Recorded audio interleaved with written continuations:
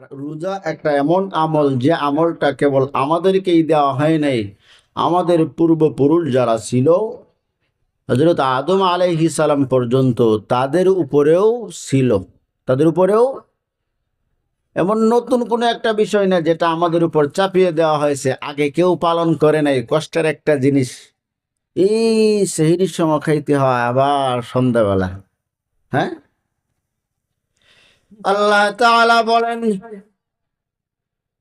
ইয়া আইয়ুহাল্লাযীনা আমানু কুতিবা আলাইকুমুস সিয়ামু কামা কুতিবা আলাল্লাযীনা মিন ক্বাবলিকুম লাআল্লাকুম তাত্তাকুন। হে ঈমানদারেরা, তোমাদের উপর সিয়ামকে, রোজাকে ফরজ করা হয়েছে। শুধু তোমাদের উপরে করা হয় নাই, তোমাদের পূর্বপুরুষ যারা গত হয়ে গেছে, দুনিয়া থেকে চলে গেছে অথবা জীবিত আছে, তাদের উপর যেমনি ভাবে ফরজ করা হয়েছিল ঠিক তেমনি ভাবে তোমাদের উপরেও ফরজ করা হলো। নতুন কোনো বিষয়, পুরাতন বিষয়। কেন করা হলো, কারণ কি? আল্লাহ তাআলা বলেন, আমি তোমাদের উপর রোজা ফরজ করলাম যেমনি ভাবে তোমাদের পূর্বপুরুষ যারা ছিল, তোমাদের পূর্বে যারা ছিল তাদের উপরেও ফরজ করেছি। কারণ হলো লাআল্লাকুম তাত্তাকুন,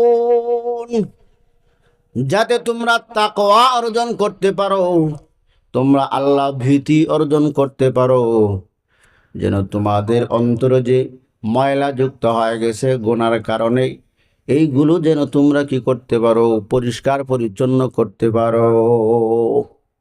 কি উদ্দেশ্যে? তাকওয়া অর্জনের উদ্দেশ্যে। এই জন্য হাদিসে আছে রমজান মাসে 4টা জিনিস বেশি বেশি করা। 2টা হলো বেশি বেশি কি করবে, ইস্তিগফার পড়বে, আর কালিমা তাইয়্যিবা লা ইলাহা ইল্লাল্লাহ, এই কালেমার কি করবে, বেশি বেশি তালকিন করবে।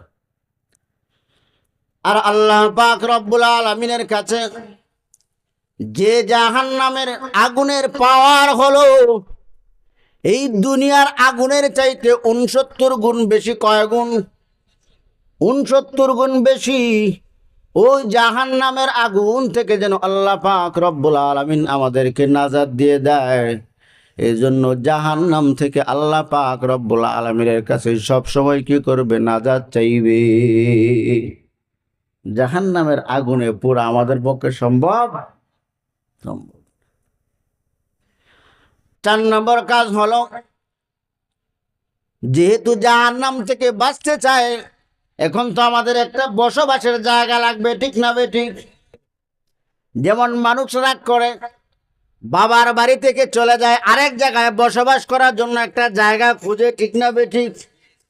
হয়তো মামার বাড়ি নয়তো শ্বশুর বাড়ি আছে না নাই? ঠিক তেমনি ভাবে আল্লাহ পাক রব্বুল আলামিনের কাছে জান্নাতের জন্য বেশি বেশি দোয়া করা। কিসের জন্য? জান্নাতের জন্য। আল্লাহ তাআলা বলেন, তোমাদের যদি তাকওয়া অর্জন না হয় তাহলে তোমাদেরকে জান্নাত দেওয়া হবে না। তোমাদের যদি গুনাহ বেশি থাকে তোমাদেরকে জান্নাত দেওয়া হবে না। এই জন্য আমি রোজা তোমাদের উপর ফরজ করে দিলাম, যাতে তোমরা তাকওয়া অর্জন করতে পারো। আল্লাহ তাআলা বলেন, আইয়ামান মাদুদাত, এই তোমাদেরকে বেশি দিন আমি রোজা রাখতে বলি নাই, বৎসর রোজা রাখতে বলি নাই, কয়েকটা দিন মাত্র।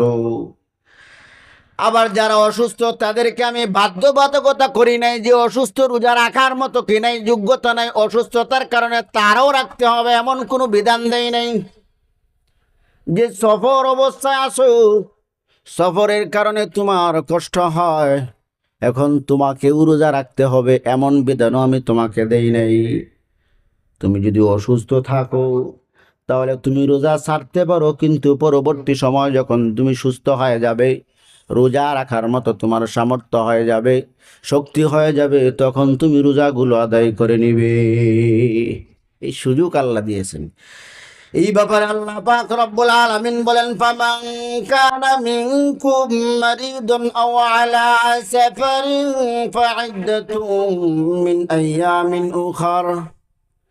যখন তোমাদের মধ্য থেকে কেউ অসুস্থ হবে, আও আলা সাফারিন, অথবা সফর অবস্থায় থাকবে। সফর হলো একটা কঠিন জিনিস, সফর হলো কঠিন জিনিস।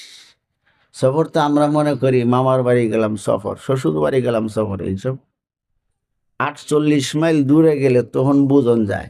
ঘন্টাকে ঘন্টা গাড়ির মাঝে বসে থাকলে তখন বুঝন যায় সিট কেমন গরম হয় আর শরীর কেমন গরম হয়। ঠিক না ভাই? ঠিক। সুতরাং সফর অবস্থায় তোমাদের কষ্ট হয় আমি জানি, তাই আমি তোমাদেরকে সফর অবস্থায় সুযোগ দিলাম, তোমরা রোজা ছাড়তে পারো, পরবর্তী দায় আদায় করে নেবে। ফাইদ্দাতুম মিন আইয়ামিন উখার, পরবর্তী সময় তোমরা আদায় করবে। তবে হ্যাঁ, তোমাদের মধ্যে যদি এমন কোনো ব্যক্তি হয় যে একেবারে অসুস্থ, তার পক্ষে পরবর্তী সময় রোজা রাখার মতো সামর্থ্য হবে না, তার জন্য নিয়ম হলো সে মিসকিনকে খাদ্য দান করবে। কি করবে? মিসকিনকে কি করবে? খাদ্য দান করবে। وعلى الذين يطيقونه فدية طعام مسكين। আমরা মিসকিন চিনি তো? মিসকিন কাকে বলে? ফকির মিসকিন, বুঝেন না? ফকির মিসকিনদেরকে তোমরা কি করবা? খাদ্য দান করবা। তবে ফামান তাতাওয়া খায়রান ফাহুয়া খায়রুল লাহু ওয়া আন তাসুমু খায়রুল লাকুম ইন কুনতুম তা'লামুন। এখানে আল্লাহ তাআলা বলতেছেন, তবে তোমাদের যদি সামর্থ্য হয় রোজা রাখার, রোজা রাখাটাই কি ভালো। এখন রোজার কথা বলা হলো, রোজা কোন মাসে রাখা হবে এই ব্যাপারে পরবর্তীতে আল্লাহ তাআলা বলেন, 12 মাসের মাঝে একটা মাস আছে সম্মানিত মাস। কি মাস? সম্মানিত মাস। এই মাসটা সম্মানিত হওয়ার কারণ হলো, এই মাসটা মহিমান্বিত হওয়ার কারণ হলো, আমি আল্লাহ পাক রব্বুল আলামিন এই মাসে আমার কিতাব কোরআনুল কারীম আমি অবতীর্ণ করেছি। কি অবতীর্ণ করেছি? কোরআন অবতীর্ণ করেছি। এই জন্য ওই মাসটা সম্মানিত। আর মাসটার নাম হলো কি মাস? রমজান। অনেক মানুষের নামও কি আছে? রমজান আছে না নাই? যদি আল্লাহর কাছে বলে, আল্লাহ তুমি একটা মাসের নাম রাখছো রমজান, এটা সম্মান দিছো, মহত্ব দিছো, ওই মাসে তুমি কোরআন অবতীর্ণ করছো, আমার নাম রাখছে বাপ মা রমজান, আমার তুমি সম্মান দিয়ে দেও জান্নাত, অসম্ভব? হ্যাঁ। আল্লাহ তাআলা বলেন, শাহরু রমাদান আল্লাযী উনজিলা ফীহিল কুরআনু হুদাল লিন-নাসি ওয়া বায়িনাতিন মিনাল হুদা ওয়াল ফুরকান। শাহরু রমাদান, রমজান মাস, আল্লাযী উনজিলা ফীহিল কুরআন, এই মাসে কোরআন অবতীর্ণ করেছি, হুদাল লিন-নাস, মানুষের জন্য পথ প্রদর্শক হিসেবে। কি হিসেবে? মানুষের জন্য পথ প্রদর্শক হিসেবে। কি হিসেবে? পথ প্রদর্শক। এখন দুঃখের বিষয় হলো, এই যে কিতাব কোরআনুল কারীম, এখানে আল্লাহ পাক রব্বুল আলামিন আমরা কিভাবে জীবন যাপন করব, কিভাবে আমাদের জীবন পরিচালনা করলে আমরা জাহান্নামের আগুন থেকে বাঁচতে পারবো, জান্নাতের মেহমান হতে পারবো, এই সব বিষয় এখানে আল্লাহ পাক রব্বুল আলামিন লিপিবদ্ধ করে দিয়েছেন। কিন্তু এই গ্রন্থ আমরা অনেকেই পড়তে পারি না। ঠিক না ভাই? ঠিক। সামনে রমজান মাস আসতেছে, তারাবি পড়িয়ায় ধুর দিবেন আর খালি মন্তব্য, ইমাম সাহেব লম্বা দোয়া করে, অত লম্বা দেখা, রুকু সেজদা দেরি করে লাই, 20 রাত নামাজ পড়ে, ফাঁসের বাড়ি যে ইমাম সাহেব আছে হেনু নামাজ পড়ে মাত্র 20 মিনিটে, কয় মিনিটে? আর আমরা ইমাম সাহেব এত ডিল, 1 ঘন্টা লাগে। কয় ঘন্টা? দেখেন আল্লাহ গুরুত্ব দিছেন, মহত্ব দিছেন। এই মাসে আবার ঘোষণা দিছেন, এই রমজান মাসে তোমরা যদি একটা নফল ইবাদত করো। কি ইবাদত? নফল ইবাদত করো বান্দা। জানিয়া রাখো, এই রমজান মাসকে কেন্দ্র করি আমি নফল ইবাদতের সবটাকে সম্মান দিতে দিতে বাড়াইতে বাড়াইতে একটা ফরজ ইবাদত করলে যে পরিমাণ সওয়াব আমি তোমাকে দিতাম ওই পরিমাণ সওয়াব তোমাকে দিব। সুবহানাল্লাহ। এখন বলেন তো তারাবিতে আইসা ইমাম সাহেব এই কথা বলবেন, তাড়াতাড়ি করেন তাড়াতাড়ি করুন, বুঝব? যদি এটাই কইবার মনে চায় তাহলে এক কাম করবেন, বিকালবেলা ইমাম সাহেবের কই, ইমাম সাহেব হুজুর ইফতারের আগে দেয়া সুরা কেরা যেটি আছে পড়ালেন, খালি ডুসাইবেন খালি ডুসাইবেন। বুঝলি কি কইছি? রমজান মাস হলো ফজিলতের মাস, বরকতের মাস, সওয়াব কামানোর মাস।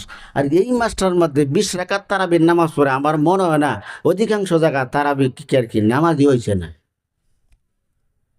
হ্যাঁ, হয় না গতি? আমার এই বহু জায়গায় বলছে হুজুর আর একটু তাড়াতাড়ি ভরতেন, আর একটু তাড়াতাড়ি ভরতেন, গিয়ার আর কত দেব, দিতে দিতে 30টা গিয়ার ব্যাগটাই দিয়েছি, এরপরে আর পারি না, এরপরে আরো তাড়াতাড়ি।